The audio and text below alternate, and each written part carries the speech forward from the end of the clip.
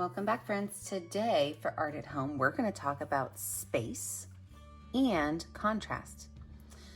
Contrast is when two things are very much different. For example, white is a very light color and black is a very dark color. So those would be contrast.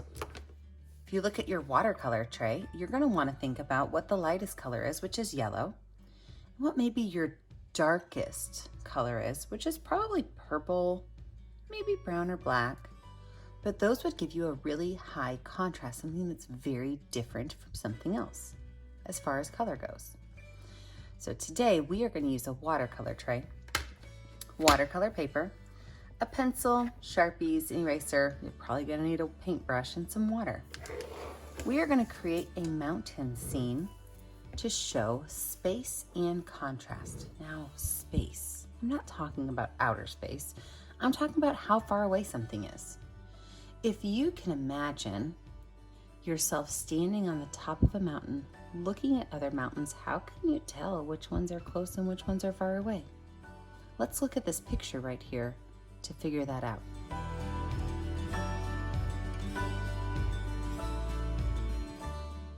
Did you see how the mountains that were further away, they almost looked like they were a little bit foggy or a little bit dusty?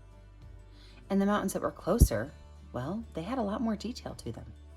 Let's look at that picture again now that I told you those things.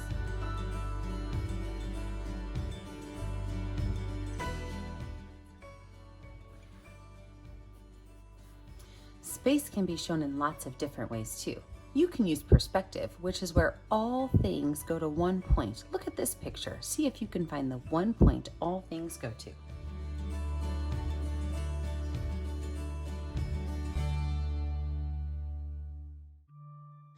That's pretty cool. That's what we're going to do next week is we're going to do a perspective drawing, which is also another way of learning about space. Let's get started today. I have my picture right here and I'm going to start with a Sharpie. I'm going to start by making a wavy line at the very bottom of my paper.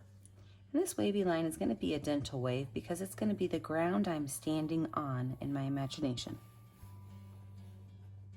Now, if you want to add something like, I don't know, maybe a couple of like tall grasses or maybe a tree, you can, but keep it all really low to the bottom.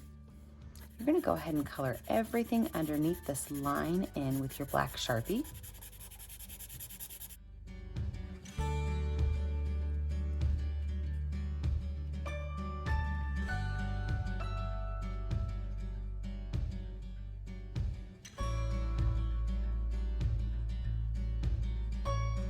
I've decided to turn mine into a desert scene, can you tell?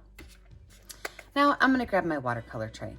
You know, you have lots of choices when it comes to which color you wanna use. Maybe you're doing a winter scene and you've put a couple of pine trees in there. You might wanna go with a blue or purple. Maybe you have some mountains and you want it to be a sunrise. You might wanna go with red or orange.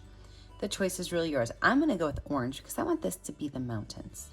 So, with my paintbrush, I'm gonna get my orange paint color really wet. Watercolors work best when they're really wet, so fill that tray up with water. I'm gonna let it sit for just a minute so that it can be nice and wet, and when we come back, we're gonna add in our space.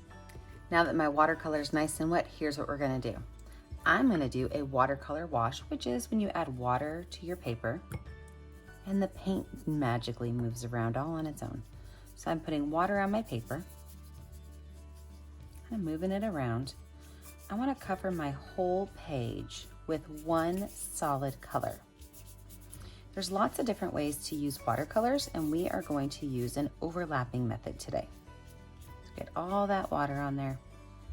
Then with a nice wet paintbrush, I'm going to take some of that orange paint and I'm just going to fill my whole space with a light orange.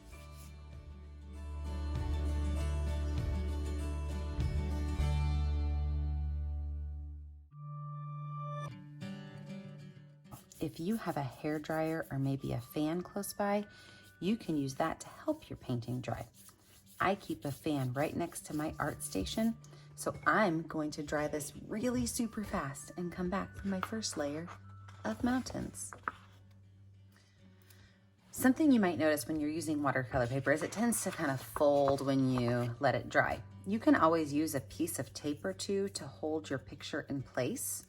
I just kind of throw a couple on the corners and it seems to help a little bit. Just hold it in place while you're painting. So if yours rolls up a little bit, which mine always does, just throw a couple pieces of tape on your four corners. Just hit the very edge of your corner so you don't rip your art.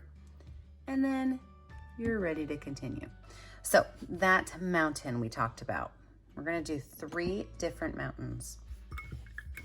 With my paint on my brush, my tray's already wet, I'm going to make a mountain line, not a mountain lion, okay, but a mountain line. And a mountain line, it doesn't go like this. It doesn't go up and down like a zigzag. Instead, it's a varied zigzag line. And varied zigzag means that you go up a little bit, and then you go down a little bit, and you just kind of let your paintbrush have a little bit of fun on its own. It doesn't have to be a straight line or a wavy line, just a line that kind of goes up a little bit and down a little bit. And I'm just gonna pull that color down. I don't want this to be a really bright orange. I want it to be kind of a muted orange. Because if you remember in that first picture I showed you,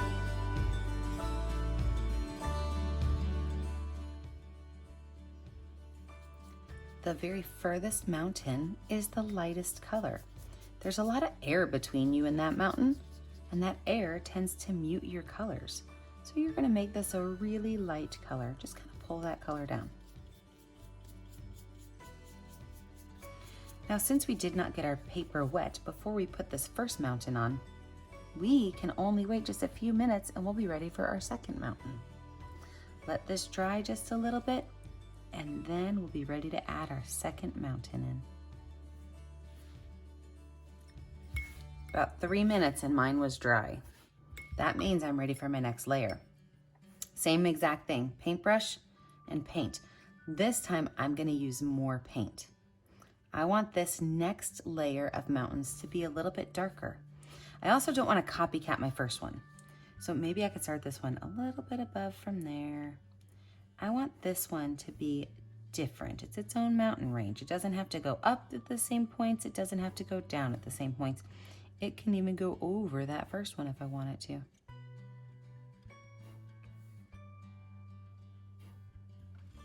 See, I'm going back for a lot more paint. And then I'm pulling this paint down, making sure it's darker than the layer just above it.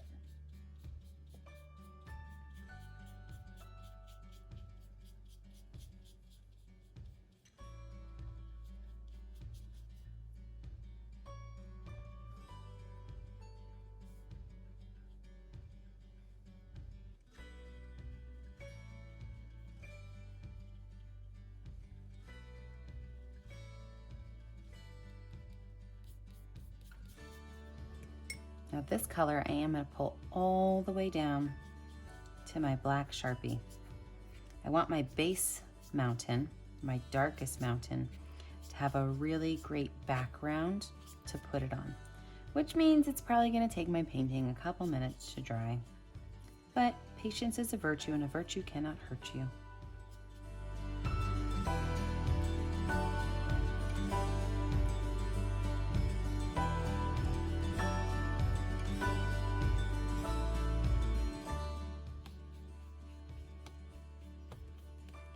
All right, I'm gonna let layer number 2 dry, and when I come back, I will finish out my mountain landscape using both space, seeing what's closest to you, furthest away, and contrast, having something really dark against something really bright. All right, last and final layer. My picture's dry. My watercolor is still pretty wet up here. So my last layer of my mountains, I'm going to take my paintbrush and I'm gonna make sure I've got a lot of paint on there. When you layer your watercolors, the layers get darker and darker as you put them on. So every layer I put on of my watercolor will be just a little bit darker. Now this mountain range, I'm kind of starting out a little bit low, but again, you're gonna do the same thing. Go up a little bit, down a little bit. If you notice that your second and third layers are almost the same color, just let it dry and add another coat of paint on it. pull those colors down and fill in your space.